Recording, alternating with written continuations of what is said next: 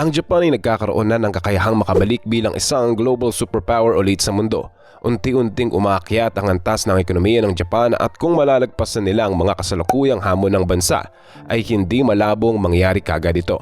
Sa 20th century, malaki ang naging epekto ng Japan sa pandaigdigang kultura sa pamamagitan ng mga inobasyon katulad ng mga sikat na video games na Mario Brothers, Zelda, Pac-Man, mga paboritong animated TV series gaya ng Doraemon, Pokemon, Dragon Ball at mga makabago nitong produkto tulad ng digital cameras, flat screen TVs at gel pens. Lahat ay nagsimula sa Japan. Gayunpaman, ang dating malakas na impluwensya ng Japan sa ekonomiya at kultura ay unti-unting bumagsak. Bagamat patuloy na matagumpay ang industriya ng anime, nagkaroon ng suliranin sa ekonomiya ng Japan mula noong mga unang dekada ng 2000 dahil sa malupit na krisis sa pinansyal na nagresulta sa pagbaba ng antas ng pamumuhay at malalaking agwat sa kita. Ang pagkawala ng impluwensyang ito ay malinaw na pagkakaiba sa dating kalagayan ng Japan bilang isang global superpower.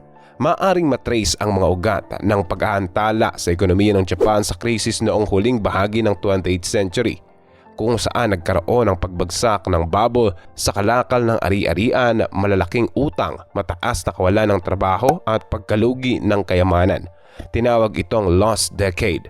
Gayunpaman, hindi lamang ang krisis ang nagdulot ng mga problema sa ekonomiya ng Japan. Noong dekada ng 1970 at 1980, ang tagumpay ng Japan ay karamihang dulot ng sektor ng teknolohiya nito, kung saan pumapagitna ang mga kumpanya tulad ng Sony, Nintendo at Panasonic sa pandaigdigang kalakaran ng ekonomiya. Pati na rin ang Japan ay naghamon sa dominasyon ng Amerika sa industriya ng microchip. Subalit simula noong dekada ng 1990, ibang mga bansa sa Asia, kasama na ang Taiwan at South Korea, ay nakilala ang maligayang kalakalan ng teknolohiya sa Japan at pumasok sa kompetisyon.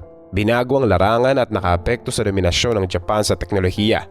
Pinakita ng ibang bansa sa Asia kasama na ang South Korea, Taiwan at mas huli ang China ang modelo ng Japan at nalampasan ito na nagresulta sa pagbagsak ng technological monopoly ng Japan.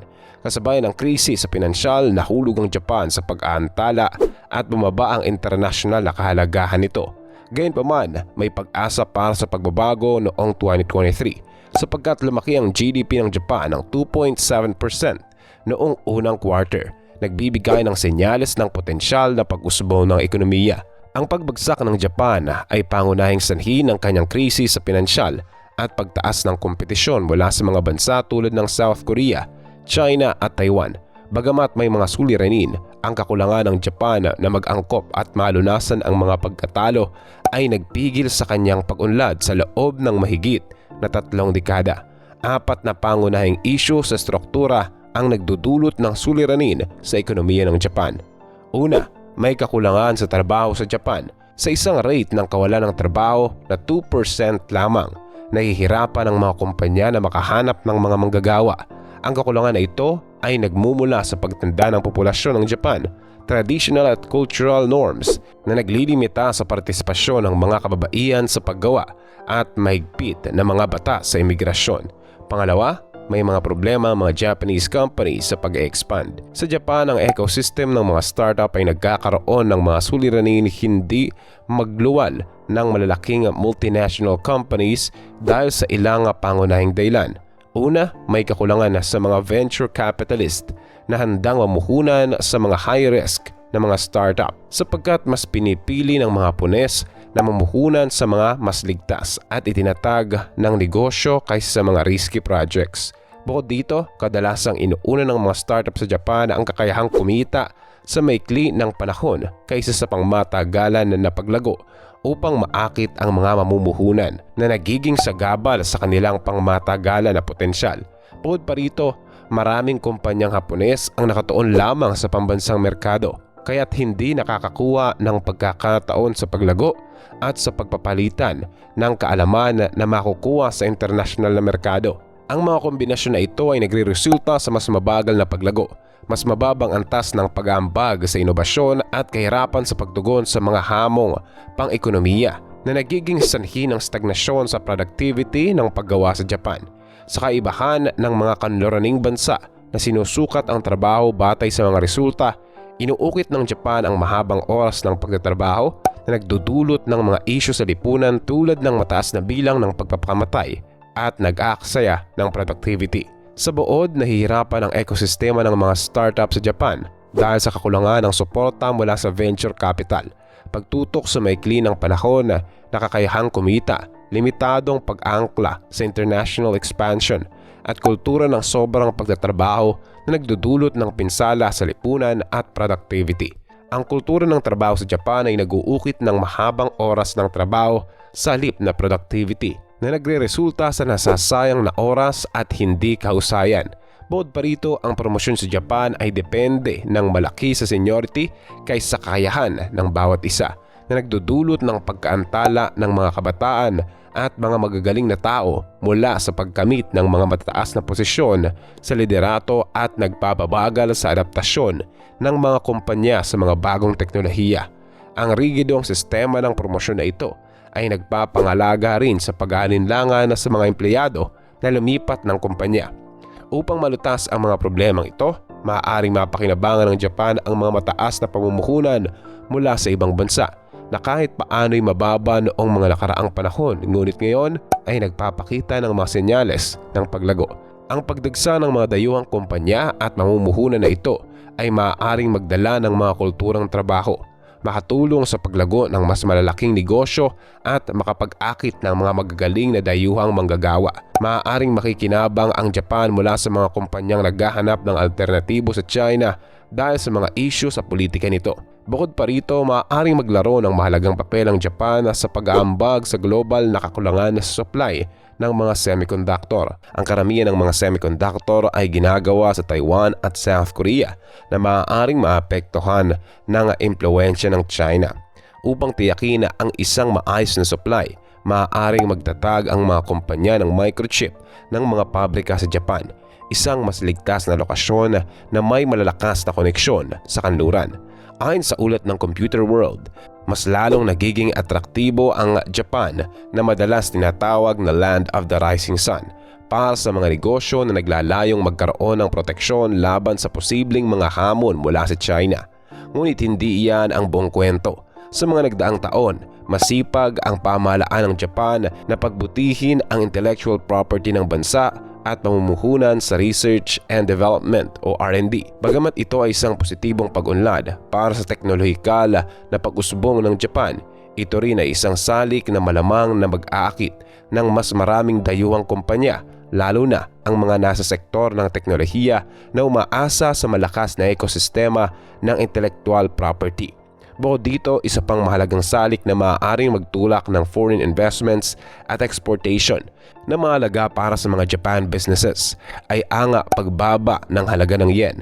Ang pera ng Japan ay patuloy na nagdi-depreciate sa halos mga taon, karamihang dulot ng mga intensyonal na aksyon ng Bangko Sentral ng Japan. Bilang resulta, mas makakatipid ang mga dayuhang kumpanyang namumuhunan sa Japan sa pagkuha ng lokal na talento at pagbili ng mga kagamitan. Sa kabilang dako, mas makakatipid rin para sa mga internasyonal na mamimili na mag-akma ng mga produkto mula sa Japan. Gayunpaman, may mga kahinaan sa isang mahinang halaga ng pera. Ito ay nagpapahirap sa mga Japanese companies na makakuha ng mga dayuhang kagamitan. Nakadepende ang Japan ng malaki sa mga inaangkat na enerhiya para sa kanilang pangangailangan sa enerhiya, at ang mahinang halaga ng yen ay maaaring magresulta sa mas mataas na gasto sa enerhiya na maaaring makaapekto sa mga negosyo. Subalit maaaring solusyonan ng pamahalaan ang mga hamong ito sa dalawang paraan.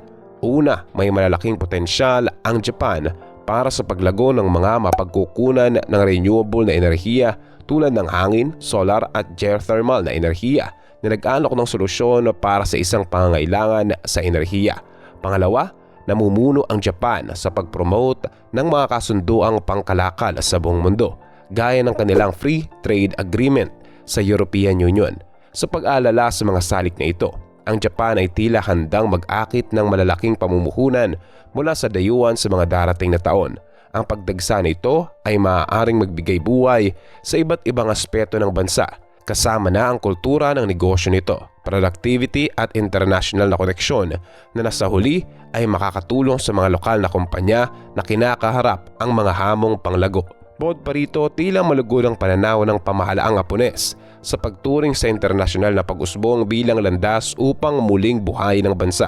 Pinakita ito ng kanilang mga plano na tulungan ng higit sa 10,000 kumpanya sa pagpapalawak ng kanilang internasyonal na presensya na nag-aalok ng suporta sa pagmanupaktura at pagsasaayos ng negosyo. Sa huli, isa pang mahalagang pag-unlad na mahalaga na tandaan ay ang paunti-unting paglipat ng Japan tungo sa isang mas makabago at progresibong patakaran sa imigrasyon. Ang mga kamakailang reforma sa ilalim ng dating punong ministro Shinzo Abe ay nagpapahiwatig ng isang mabagal ngunit patuloy na pagbubukas sa mga imigrante na nagdadagdag ng isa pang dimensyon sa nagbabagong kalakaran ng Japan. Tulad ng makikita sa mga datos, ang pagdagsa ng mga dayuhang manggagawa ay nakaranas ng malalaking paglago sa mga nakaraang taon. Mula 2013 hanggang 2018, ang kabuuang bilang ng mga dayuhang manggagawa ay nagdoble at inaasahan na patuloy na tataas ang mga numerong ito sa hinaharap. Ang trend na ito ay may potensyal na maglaro ng mahalagang papel sa pag-usbong ng ekonomiya ng Japan. Sa mga nagaganap na pagbabago, ngayon ay oras mo nang isipin ang sitwasyon. Naniniwala ka ba na ang mga hamon sa China ay tunay na magbibigay buhay sa ekonomiya ng Japan? O ito ba ay pansamantala lamang na pagkakataon? Maaaring epektibong ma-address ba ng mga dayuhang pamumuhunan na ang mga malalaking hamon na dulot ng kultura ng trabaho sa Japan? Ano ang iyong mga prediksyon tungkol sa isyu ng imigrasyon?